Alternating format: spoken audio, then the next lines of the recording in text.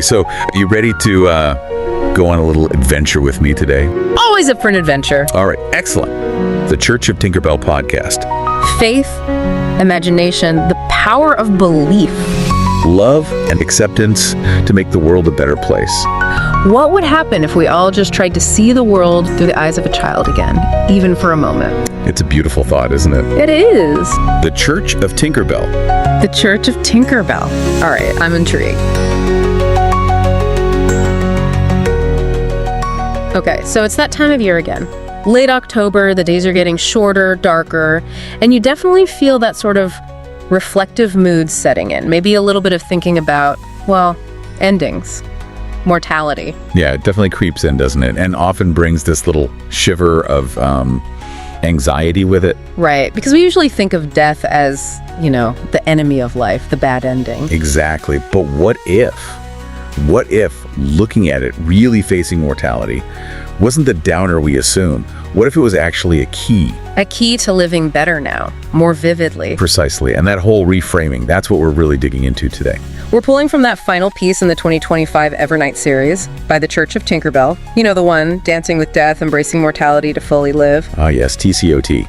For anyone needing a quick refresher, their whole thing is radical kindness, whimsy, glitter, love, laugh, question. A playful theology of wonder, they call it. Mm-hmm. So our goal here is to unpack their unique take on this pretty heavy topic.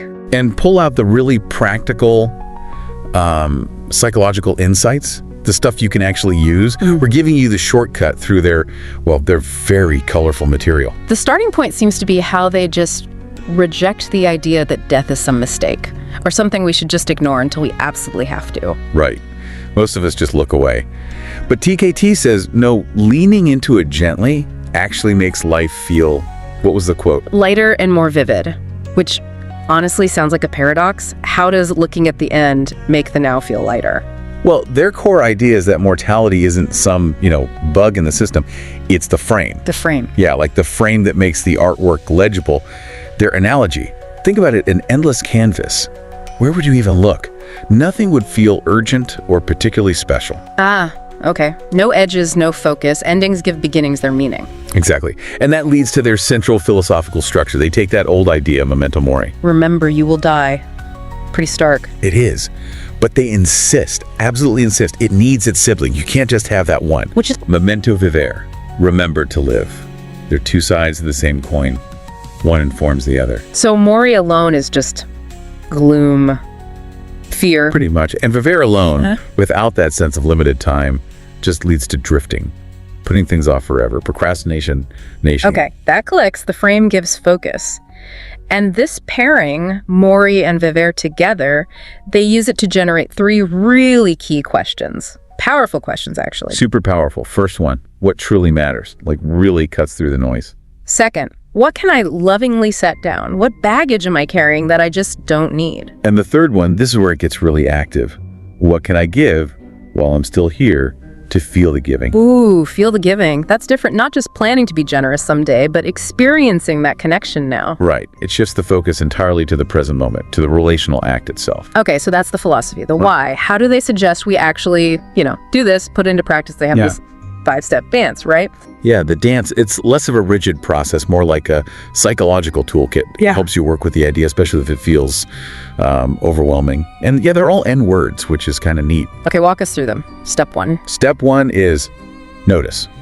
Just acknowledge the basic reality. Everything changes. Everything ends. Simple observation. Step 2. Name. Say the fears, the hopes, whatever's swirling around out loud. Yeah, they really emphasize that. Keeping it secret, hidden in the dark corners of your mind. That's what gives fear its power, its sharp edges. Naming it starts to, dull that edge. Okay, I get notice and name, but for someone who's actively grieving or really deep in fear, just saying notice the reality might feel, a bit too simple, almost dismissive. That's a fair point. And that's why the next steps are crucial. They bridge that gap between just noticing and actually integrating it emotionally. Step 3 is normalize. Normalize death.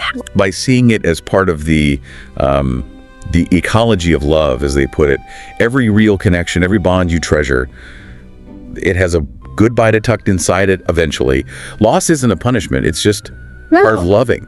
Okay, so it reframes loss as a natural consequence of caring.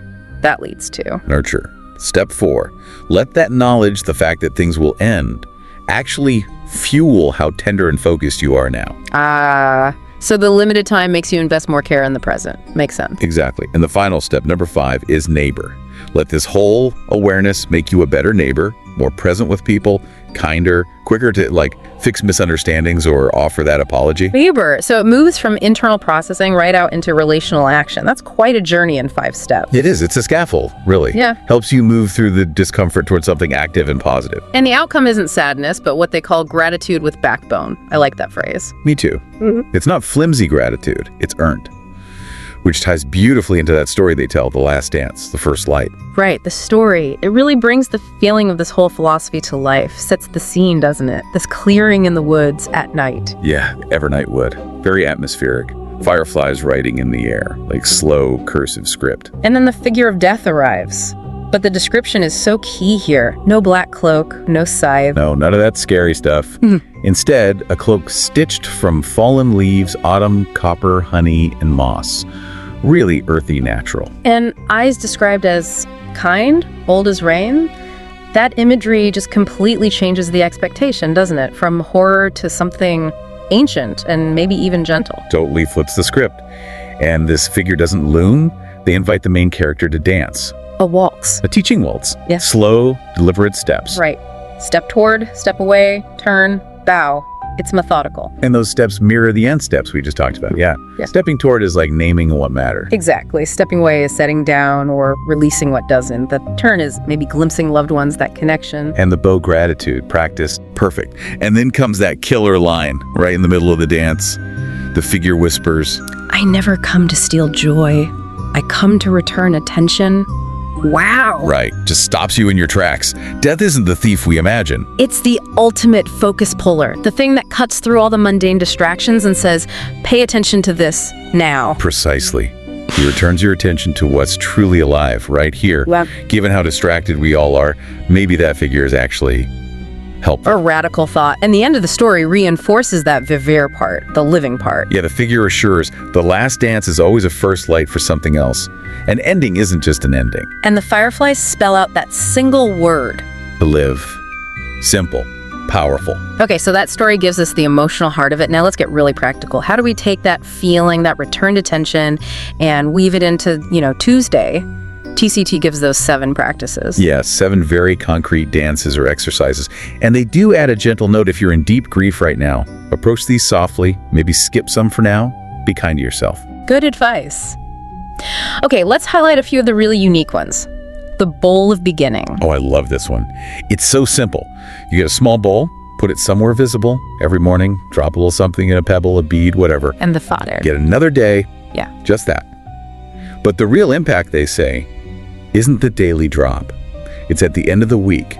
When you empty the bowl and hold those 7 pebbles or beads, you feel the weight of a week you were given. That physical reminder.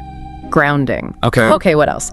The memento vivere walk. Yeah, this is great. Just 15 minutes, you go for a walk, and the whole time you're asking yourself, if this were my last autumn or spring or whatever season it is, in this exact place, what would I actually notice? And you have to.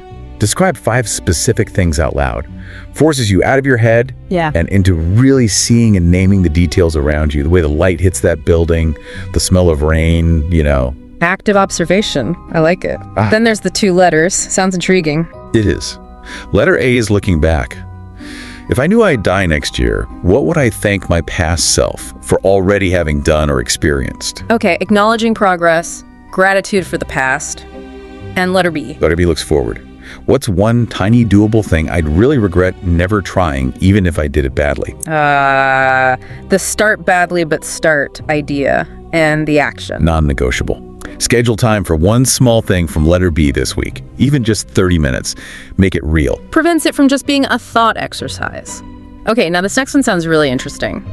The living will, loving will. What's the difference? So the living will, that's the important legal stuff, healthcare directives, power of attorney, necessary. But the loving will. That's completely different. It's purely relational. It's maybe a 1-page document where you capture the essence of you, for your loved ones. Like what? Specific stories you hope they remember, maybe a favorite song or poem. Family rituals, that silly recipe everyone loves, Yeah. your most ridiculous running joke. It's the legacy of your personality, your love. That's really lovely. It's the heart stuff, not the asset stuff. Yeah. But quick question, could that cause confusion? Like, if someone writes requests in the loving will that seem like instructions, could it clash with the legal will? That's a really important clarification. TCOT is clear. The loving will should not give directives about money, property, or formal estate things. That's what the legal will is for. The loving will is purely a gift of memory, connection, shared experience. It sets the emotional tone for how you hope to be remembered, not a set of obligations. Got it. Clarity is key there. It's about the relationship, not the logistics. And that flows nicely into the next one, legacy in motion, micro bequests. Yeah, this is about not waiting until you're gone to pass things on. Got a book you love that someone else would actually read, a tool someone could use.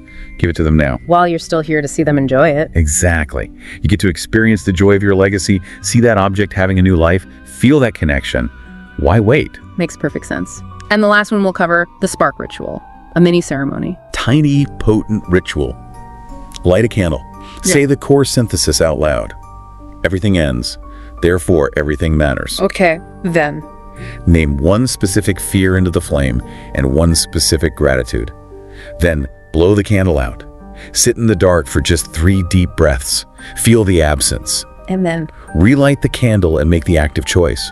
Because I will die, I choose to live like light. Connects the ending back to the living with intention. Wow. So across all of this, the philosophy, the story, these practices, the thread seems to be about moving towards action, towards repair, almost. Definitely. It's not just sitting and thinking about death. It's about letting that awareness prompt you to act now. Like that repair relay idea they mentioned, make that overdue apology today. Thank someone properly today, don't wait. Because attention really is the only thing we truly have. The more you look at TCOT's approach, the clearer it becomes. Engaging with mortality isn't about being morbid. It's about building courage and presence for the everyday, right now. So, wrapping this up for you, our listener, maybe the question to sit with, pulled from their prompts, is this: what are you postponing right now? Yeah, what's that thing that would actually nourish you if you just gave yourself permission to start it? Even if you start badly, just begin. Begin badly, but begin. I love that. And maybe we can end with that blessing from TCOT's High Council of Fireflies. Please. May your endings gild your hours with attention. May your courage be ordinary and daily. The kind that returns the lost shopping cart and says, I love you out loud. Beautiful. Remember those 2 halves, everyone. Memento mori. Remember you'll die. Memento vivere.